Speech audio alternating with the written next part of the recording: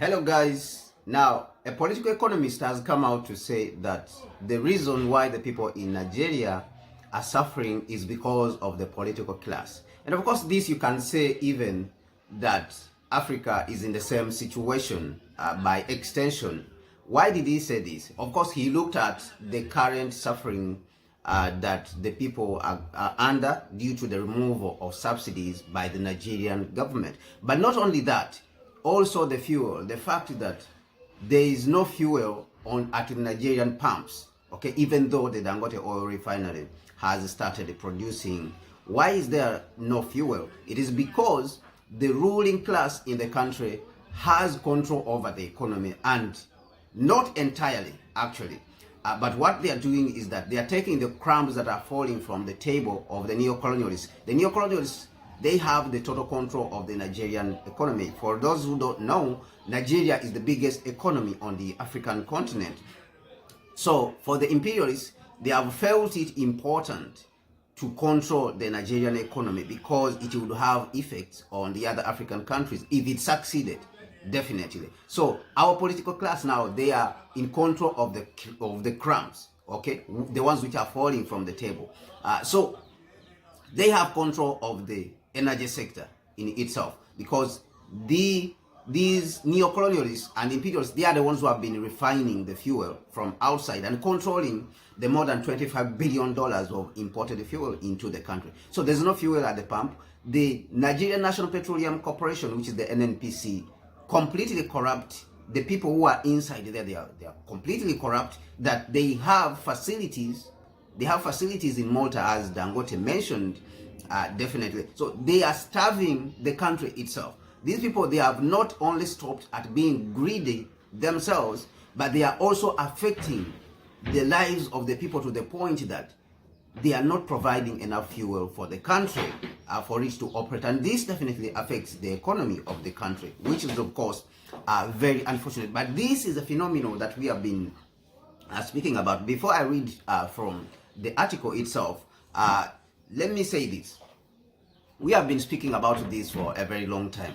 The fact that we need to identify who the real enemy is on the African continent, so that we can, of course, think right, and of course we can strategize very well in order for us to fight this war. Now, this gentleman is coming out to say, let me bring up the article. The gentleman is coming out to say that the hardship is because of this political class. But let us look at what he's saying. A frontline political economist, Professor Patti Utomi, has blamed the misery Nigerians are experiencing on the political class.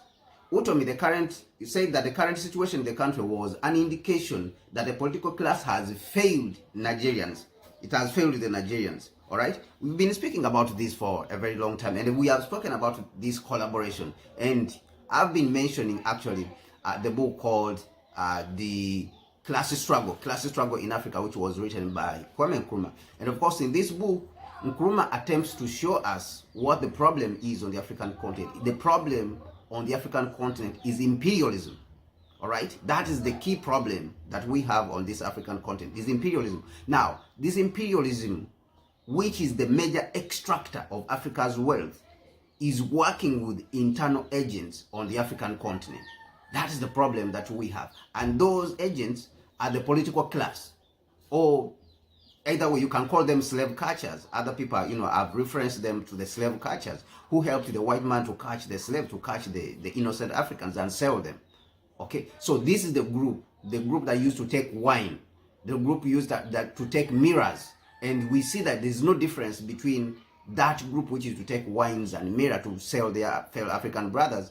There's no difference between that group and the group that we have today on the African continent. So now Nkrumah points this out, that this combination of imperialists and the political class on the African continent is what is making the African people suffer, is what is holding the African continent back. And we are seeing it even when it comes to the Nigerian landscape, and of course, and all the others, when you go to South Africa, that the people are supposed to take back their land in South Africa, but the land is not able to go back to the people. Why? The political class is protecting the interests of the imperialism, and of course, in the name of ANC. And we have seen it that instead when it lost the elections, instead of going to the people, the ANC decided to go to the imperialists, who are the DA, so that it can collaborate with the DA to keep the people down. So of course, which is unfortunate, the ANC lost its elections to the to the MK party. That is where it was supposed to go to look for those elections back. But instead it went in the direction of the imperialists, to work with the imperialists, of course, which is very unfortunate. So this is the same situation that we are seeing even in Nigeria and all the other African countries, including, of course, Ghana and all the other African countries. Kenya, the same situation that we are seeing there. Is only very few countries which are attempting even to do the right thing. But even the countries in Africa which are attempting to do the right thing, they do not have the capacity to do the right thing. They do not have the economies which are big enough to do the right thing to benefit the whole African continent, later on their people. So it is very important to heed and to listen to the voice of what our ancestors, our foremothers and our foremothers were talking about. The unification of the African continent is an imperative. It is a necessity that we need. This is a necessity which is needed for us to propel the African continent forward rapidly.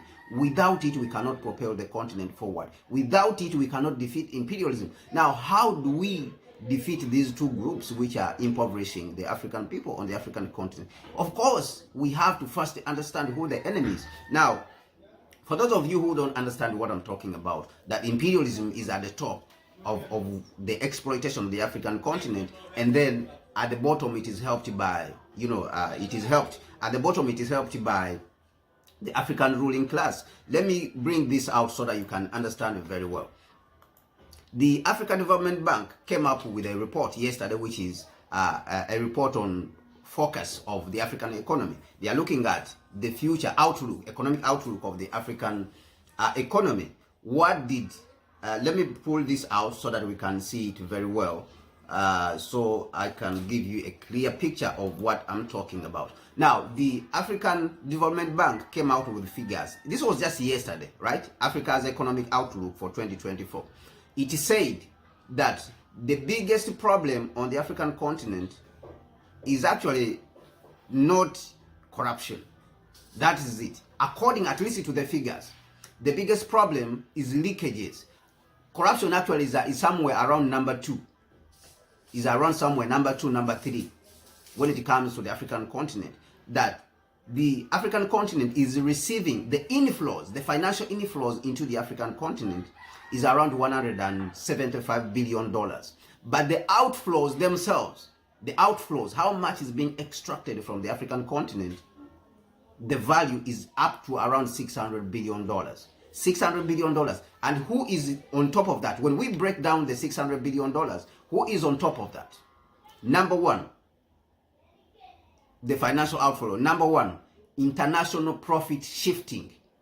International profit shifting, which is at around $275 billion.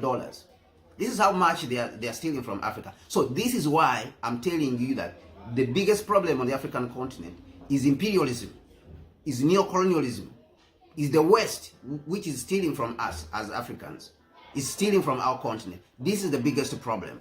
And even the figures, they agree with that analogy that we have been saying, that this is the biggest problem. And number 2 then is corruption, which is about $145 billion.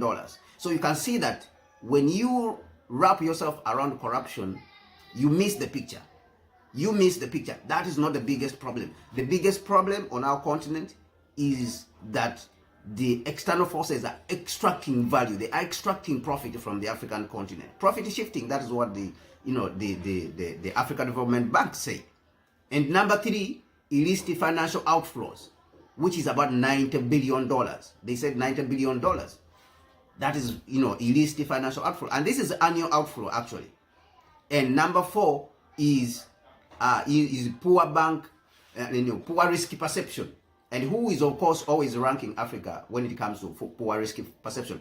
Money flows out of the African continent to the tune of $75 billion due to poor risk perception.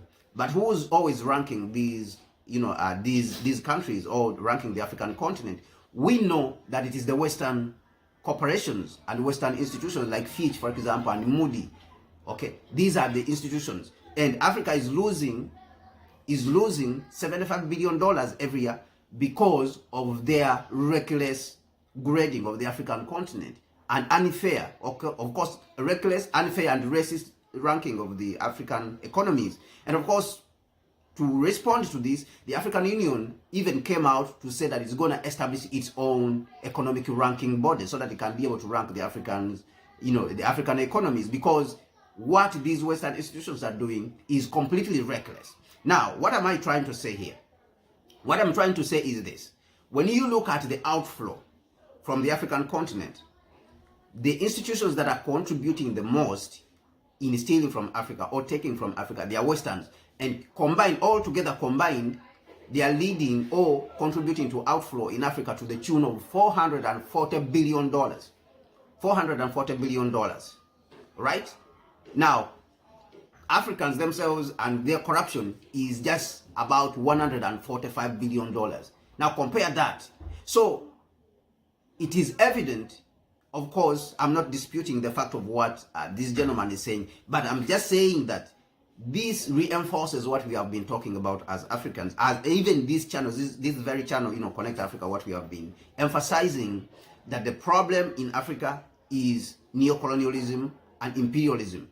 And second to that is the African ruling class. Now, when we understand that this is the problem, because there's no way you can solve a problem before you've understood what it is exactly. Now, this problem, when we understand it, that this is a combination, and this Nkrumah dedicated all this time to this work, and I've already mentioned this, neocolonialism, the last stage of imperialism. He has explained this.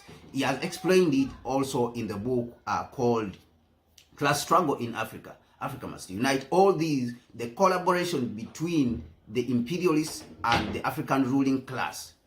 Okay, he has explained it even in a book called Consensusism. He has explained it. Now, when we understand that, then we know who the enemy is on the African continent. It's not merely corruption as as a vice itself, but rather a combination of imperialists working with internal elements, and then of course that is when corruption comes in as it's just secondary in itself, but the major problem is imperialism. Now, how do we then strategize to come up with a solution to deal with this challenge so that Africa can be free and can be able to function all over, and then our economies can spring up and flourish?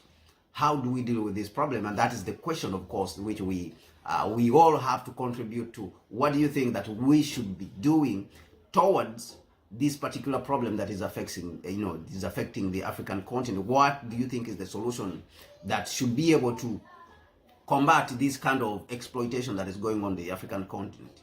What do you think should be the problem? Put that in the comment section, and we will continue our discussion from there. My name is Kwame Gonza, and the channel is called Africa Reimagined and Connect Africa.